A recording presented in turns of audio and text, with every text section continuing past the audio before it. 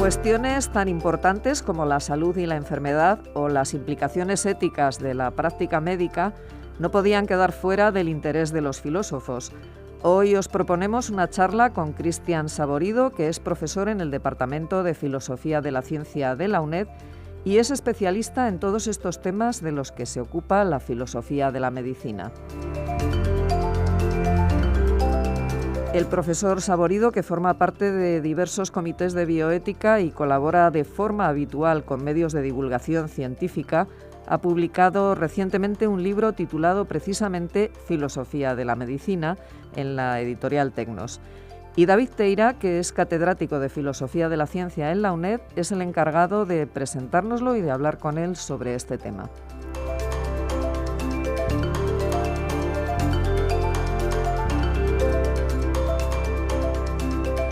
Saludamos a nuestros oyentes una vez más en Filosofía en Radio UNED, Radio 3. Hoy para hablar de filosofía de la medicina, un tema que me imagino que cuando esto salga en antena, pues muchos de nuestros oyentes habrán pensado en él más de lo que les gustaría. Y lo que vamos a hacer hoy es darles la oportunidad de hacerlo en conversación con un especialista, Cristian Saborido. Buenos días, buenas tardes, buenas noches, Cristian. Hola, David. Cristian Saborido es compañero nuestro del Departamento de Lógica, Historia y Filosofía de la Ciencia de la UNED. Es un filósofo de la biología, probablemente nuestro máximo especialista internacional en la cuestión de las funciones biológicas, que me imagino que a lo largo de la conversación Cristian nos aclarará lo que es. Y por estos azares de la vida, durante la primera de las cuarentenas a las que dio lugar el COVID, esperemos que no haya muchas más, salió publicado un libro suyo en Tecnos, Filosofía de la Medicina, que constituye una introducción panorámica en español a todas estas cuestiones que sobre la medicina siempre nos han preocupado a los filósofos. Así que el propósito de esta conversación es tratar de poner en una conversación lo que Cristian ha puesto por escrito en apenas 200 páginas. Y lo primero que nos encontramos, según se abre tu libro, es la pregunta de ¿qué es la filosofía de la medicina y por qué en particular la filosofía es relevante para la medicina, para los profesionales de la sanidad? ¿Cuál es la respuesta, Cristian? Bueno, en primer lugar, muchas gracias, David, por la invitación y por la oportunidad de hablar aquí. Hombre, tal como acabas de decir, siempre ha habido preguntas relativas a la medicina que han interesado a los filósofos. De hecho, la filosofía de la medicina tiene una historia muy larga de colaboración y de interrogación muy fecunda. De hecho, no sé, el principio de la medicina, ya con Hipócrates, se planteaban preguntas filosóficas. ¿A los médicos les ha interesado alguna vez la filosofía? Pues curiosamente sí. Bueno, yo diría que sí, vamos, casi sin ninguna duda. De hecho, la medicina tiene una vertiente humanística muy marcada. De hecho, los médicos, el personal de enfermería, los gestores, suelen tener intereses filosóficos muy claros. Por ejemplo, mira, teníamos en nuestro departamento de Filosofía de la Ciencia un seminario, un grupo de discusión con médicos y con trabajadores dedicados a la medicina durante muchos años, en el que precisamente discutíamos y trabajábamos pues diferentes textos, diferentes libros, en el que se abordaban estas cuestiones filosóficas. Por supuesto, como todo el mundo sabe, los médicos son personas muy ocupadas, gente que tiene una dedicación, una entrega total por su trabajo y obviamente no tienen el tiempo y la oportunidad de dedicarse muchas veces a Así que lo que cosas. estás diciendo es que los filósofos somos para los médicos lo mismo que eran los frailes para la nobleza en la Edad Media. En la Edad Media los nobles comprendían que había que rezar pero no tenían tiempo y entonces para esto creaban monasterios, para que alguien rezara por ellos. Los filósofos somos los que rezamos, diríamos conceptualmente, por las preguntas que los médicos se hacen pero no tienen ocasión de responder. Bueno, ¿y cuáles son esas preguntas? Si uno abre tu libro, lo primero que se va a encontrar es una serie de capítulos dedicados a la discusión de qué es la salud y de qué es la enfermedad. O sea, ¿cuál es esta discusión? ¿Cuáles son las posiciones que hay que conocer aquí? No sabría decir si somos o no somos los frailes, pero me gusta mucho la analogía de los frailes de los médicos. Hombre, las preguntas filosóficas acerca de la medicina son muchas. Por ejemplo, no sé, la cuestión de qué es el sufrimiento, o qué es el bienestar, o qué es la propia medicina, si es una ciencia o es una especie de arte o de técnica. Y como acabas de decir, el debate más central seguramente sea el de definir o tratar de aclarar qué significan los conceptos de salud y enfermedad. Los conceptos de salud y enfermedad, como puede imaginarse cualquier persona, son los más básicos y de los que surgen todos los demás conceptos en medicina. Obviamente, si la medicina es aquella disciplina que se encarga de curar la enfermedad y de promocionar la salud, conviene saber qué estamos entendiendo cuando hablamos de salud y enfermedad. ¿Qué es lo que hay que entender, efectivamente? Efectivamente. Pues en primer lugar, hay dos posturas principales en el debate. Digamos que es un debate con muchas diferentes matices, con muchas diferentes propuestas, pero hay dos extremos en él. Un extremo sería el extremo naturalista o objetivista, que sería aquel que dice que los conceptos de salud y enfermedad son de alguna forma nociones científicas, nociones que son claramente definibles, en el que se puede explicar de forma indiscutible qué significa estar sano o estar enfermo, porque serían algo así como conceptos científicos. En el otro extremo, justo al otro lado, estaría la postura que se denomina normativista o constructivista en el debate, que es precisamente la opuesta. Es la que dice que la distinción entre salud y enfermedad está plagada de valores, de subjetividad, de ideología, y que en el fondo es una especie de distinción puramente política o moral, si se quiere. O sea, por un lado tenemos a los que dicen que todo es ciencia y todo es objetividad, y a los que dicen que no, que todo es subjetividad y todo son... ¿Y quiénes tienen razón? Bueno, pues es una buena pregunta. En filosofía, como sin duda no ignora prácticamente nadie, es muy, muy difícil encontrar respuestas únicas, por no decir que es imposible. Seguramente la razón está, como diría Aristóteles, en un punto medio. Es decir, que la distinción entre la salud y la enfermedad recoge tanto aspectos objetivos, tanto aspectos científicos como aspectos subjetivos o ideológicos. La cuestión está en que la medicina, y seguramente esta es una de las razones por las que es una disciplina tan atractiva para los filósofos, tiene unas consecuencias prácticas brutales, tremendas, como nadie ignora y como por ejemplo en esta situación del COVID nos ha demostrado. Entonces, la distinción entre salud y enfermedad, la posición que adoptemos en esta distinción nos va a llevar a unas prácticas distintas y nos va a llevar a una consideración distinta. Ponme un ejemplo de esto. Pues por ejemplo, si uno asume una actitud naturalista de la medicina, una actitud en la que lo que prima es la objetividad o que se asume que los médicos son aquellos que tienen el conocimiento que permite distinguir lo sano de lo enfermo, es muy fácil caer en lo que se denomina un autoritarismo médico. Es decir, aquella posición en la que los médicos son las personas que tienen el poder, las personas que son capaces de definir qué es lo sano y qué es lo enfermo y cuáles son los tratamientos que se deben tomar. Esto es algo que a muchos pacientes, a muchos sectores de la sociedad, incluso muchos médicos han denunciado y han criticado, porque de alguna forma atenta o amenaza la autonomía del paciente. Es decir, la capacidad del paciente para tomar decisiones acerca de su propio tratamiento, de su propia forma de abordar su enfermedad. Entonces, la postura constructivista sería aquella que defiende que estos valores hay que tenerlos en cuenta y que estos valores hay que considerarlos a la hora de hacer un tratamiento. Pero entonces la medicina no sería una disciplina como la física, en la que el físico, diríamos, con independencia de los juicios de valor de su público, es capaz de fijar sus conceptos de modo completamente independiente. O sea, si la medicina es ciencia, lo sería porque en algún sentido es capaz de integrar estos juicios de valor de una forma que los reconcilie, que genere un consenso. Efectivamente. La medicina es una disciplina, me resisto un poco a llamarlo ciencia porque es difícil saber si eso no es una ciencia, por lo menos en el mismo sentido que es, tal y como tú has dicho, la física o la química. Principalmente porque, a diferencia de estas disciplinas, la medicina es inherentemente normativa. ¿Qué significa esto? Significa que cuando la medicina actúa, cuando un médico va a atender a un paciente o cuando se aplican diferentes políticas de salud pública, cuando la medicina está en juego, de alguna forma lo que se están haciendo es aplicar normas, aplicar una distinción entre lo que es correcto e incorrecto en el mundo, digamos que lo incorrecto es lo enfermo y lo correcto es lo sano, que implica incluir estos juicios de valor. Implica hacer algo más de lo que hacen los físicos o los químicos. No se trata solo de describir el mundo, por supuesto que la medicina describe los estados fisiológicos y los estados mentales de los pacientes, pero también incluye un juicio acerca de cuáles son los estados correctos y cuáles son los estados incorrectos. Tú has trabajado en bastantes de comités de bioética, en la UNED, en el Hospital de Móstoles, o sea, has tenido trato con médicos y has tenido ocasión de discutir con ellos ampliamente estas cuestiones. O sea, has hecho de Sócrates en el hospital. ¿Tu posición en estos debates es la de quien, ante la seguridad que puede tener un médico sobre sus juicios a propósito del diagnóstico de un paciente o de lo que habría que hacer, le recuerda su falibilidad? O sea, ¿cuál es el diálogo que estás promoviendo entre filosofía y medicina? Una de las experiencias más enriquecedoras que he tenido yo profesionalmente ha sido precisamente formar parte de estos comités de bioética.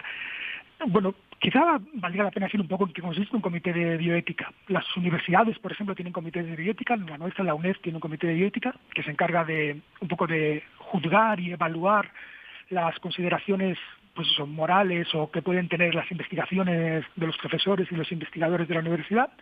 Y también hay comités de bioética en los hospitales. En los hospitales estos comités de bioética son órganos consultivos a los que llegan casos un poco conflictivos, en los que un grupo de expertos o asesores se encarga de juzgarlos y emitir recomendaciones. Esto es interesante porque estos comités de bioética son transdisciplinares y son muy híbridos. Hay médicos, hay enfermeros, hay gestores y también hay lo que se conoce como legos, es decir, gente que no se dedica a la medicina, pero que también aporta su opinión y su consideración para considerar estos casos. Es muy interesante. Entonces, los filósofos, por ejemplo, en mi caso, lo que haces no sabría decirte si es recordarles la falibilidad posible de los médicos, pero es dar un punto de vista distinto. Es decir, intentar que los médicos no caigan en aquello que hemos llamado antes autoritarismo médico. Es decir, que los médicos no caigan en una especie como de soberbia que de alguna forma dé por hecho que las cosas deben ser solo de una manera.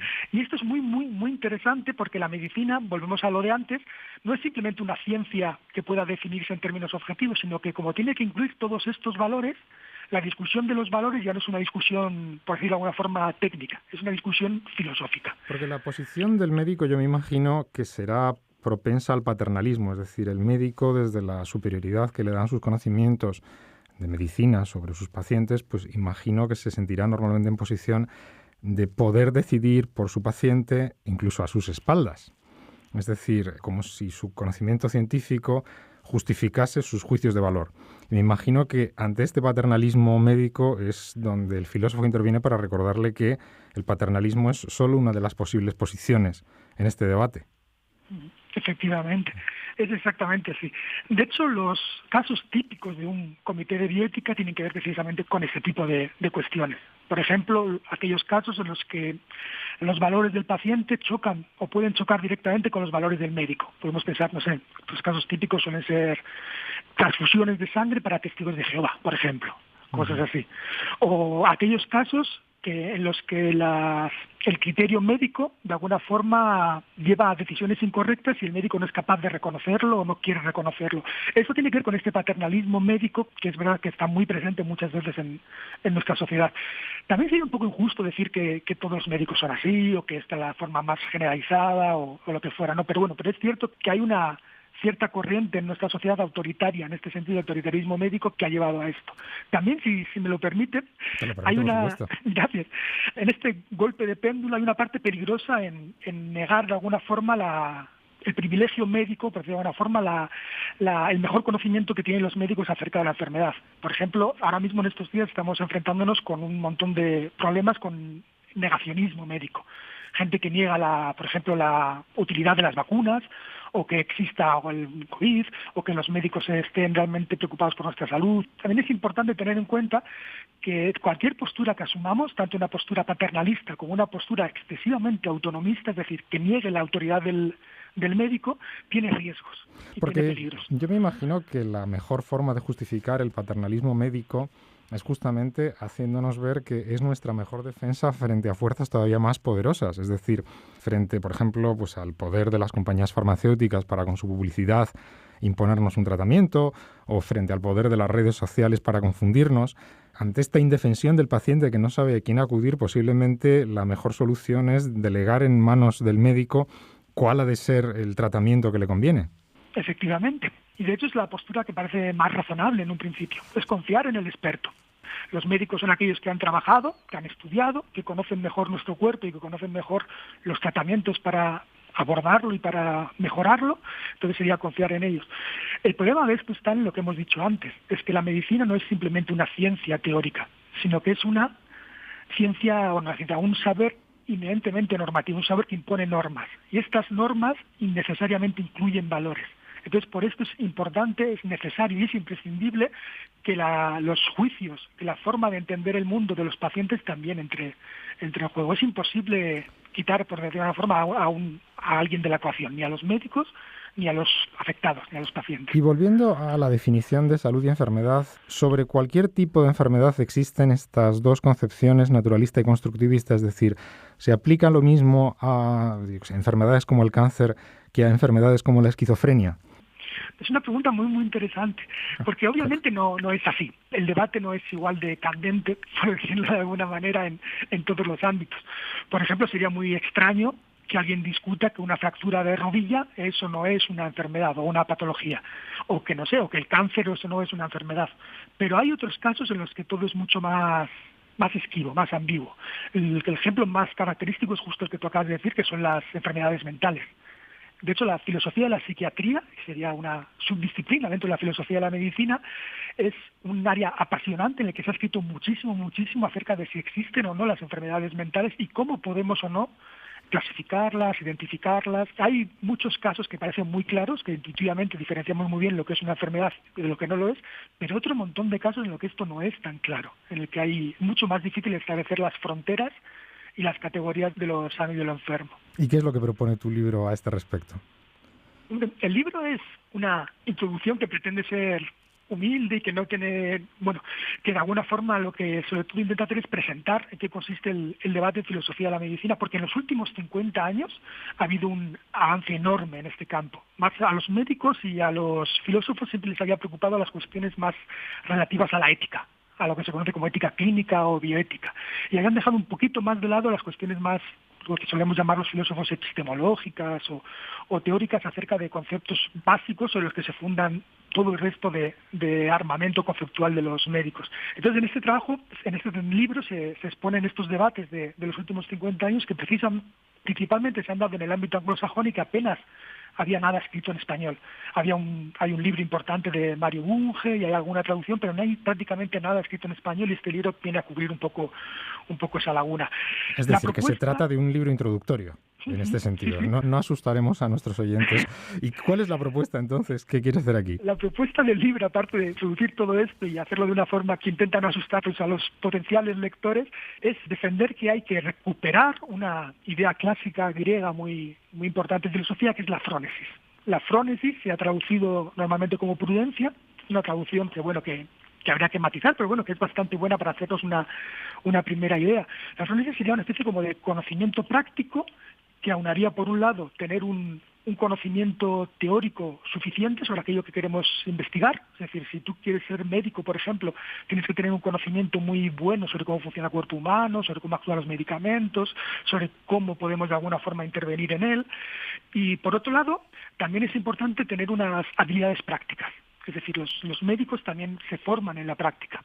Debes ser capaz de interactuar con un paciente, si eres un cirujano debes ser capaz de manejar ciertos instrumentos, si eres un psiquiatra debes ser capaz de tener ciertas habilidades dialogantes.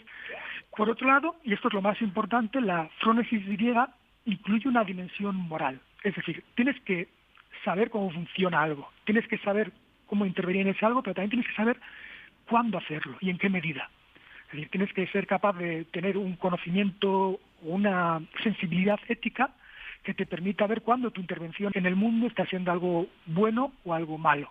Y esto es muy importante. La frónesis sería, es lo que vengo a defender en el libro, la virtud médica por excelencia. Entonces, un hilo conductor de tu libro es justamente el presentar como este debate entre juicios de hecho y juicios de valor en todos los aspectos de la vida médica, es decir, tanto en el aspecto teórico, en el que tratas de ver como la definición de conceptos centrales como salud y enfermedad, hay un lado positivo y un lado normativo, un lado que depende de cómo son las cosas y otro lado que depende de cuáles son nuestras preferencias o nuestros juicios de valor, y que esta misma oposición que se da en los conceptos se da también en el plano de la práctica. Es decir, que en el plano de la práctica pues se supone que un profesional de la sanidad está muy bien cualificado, pero al mismo tiempo se le tiene que suponer un cierto discernimiento moral.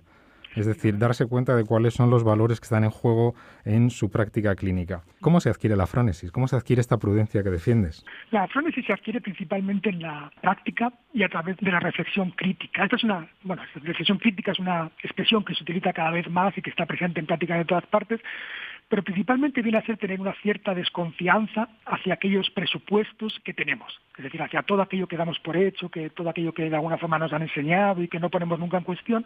La frónesis lo que nos viene a decir es que tenemos que tener una cierta humildad y desconfianza hacia ello. Tenemos que ser capaces de cuestionarnos continuamente nuestra labor, de preguntarnos si lo que estamos haciendo es correcto o incorrecto y, por supuesto, como no puede ser de otra manera, aprender de nuestros errores, de cuando nos equivocamos y cuando fallamos.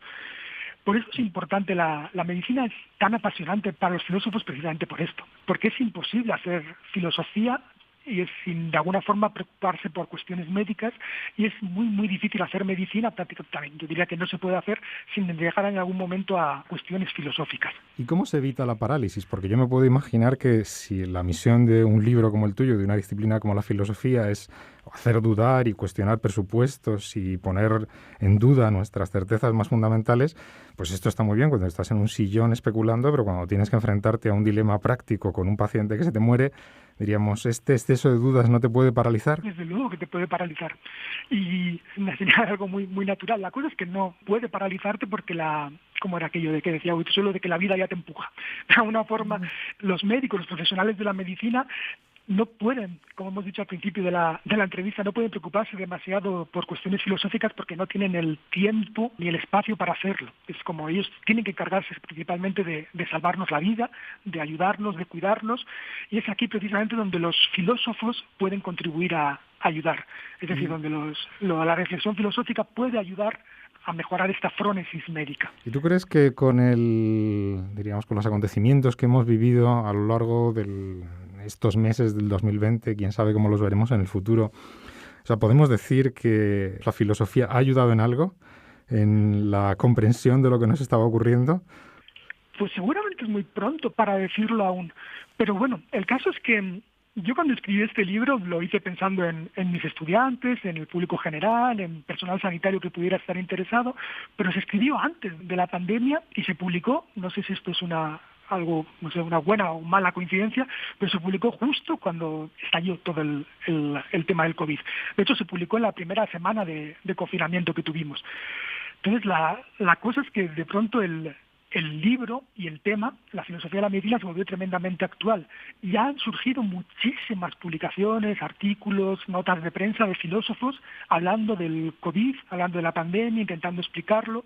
De alguna manera parece indiscutible que los filósofos se han sentido atraídos mucho por esta noción y se han visto apelados a tener que reflexionar y aportar sobre la situación que estábamos viviendo. Si esto supone o no una contribución y si esto supone o no una ayuda a comprender y a tratar el virus, seguramente es algo que tengamos que esperar un poco de tiempo para Ponme un ejemplo de una reflexión positiva que te haya interesado o una que te haya parecido particularmente desacertada, lo que tú quieras.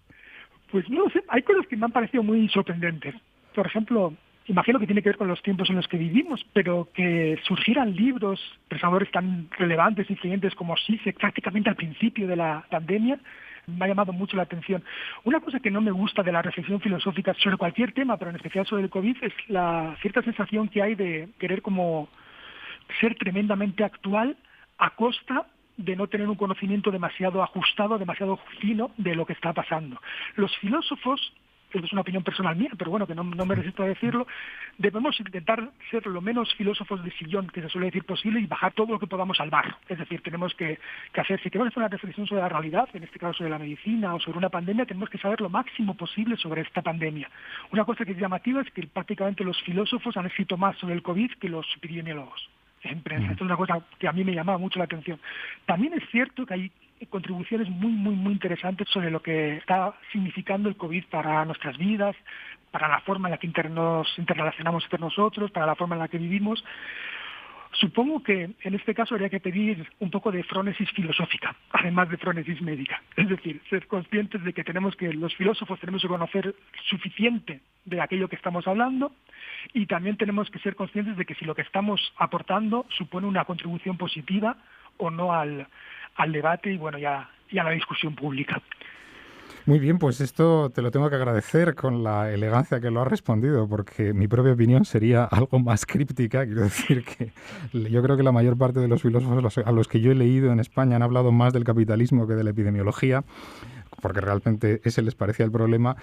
Yo creo que tu libro es justamente la oportunidad de ver estos temas de filosofía de la medicina tratados no desde fuera de la medicina, es decir, de las coordenadas sociales en las que la medicina se inscribe como una actividad más amplia, sino a través de los problemas que surgen de su propia práctica, es decir, a través de los problemas que los profesionales de la sanidad, medicina, enfermería, gestión, están tratando en sus debates cotidianos y, como decíamos al principio, no tienen apenas tiempo de elaborar.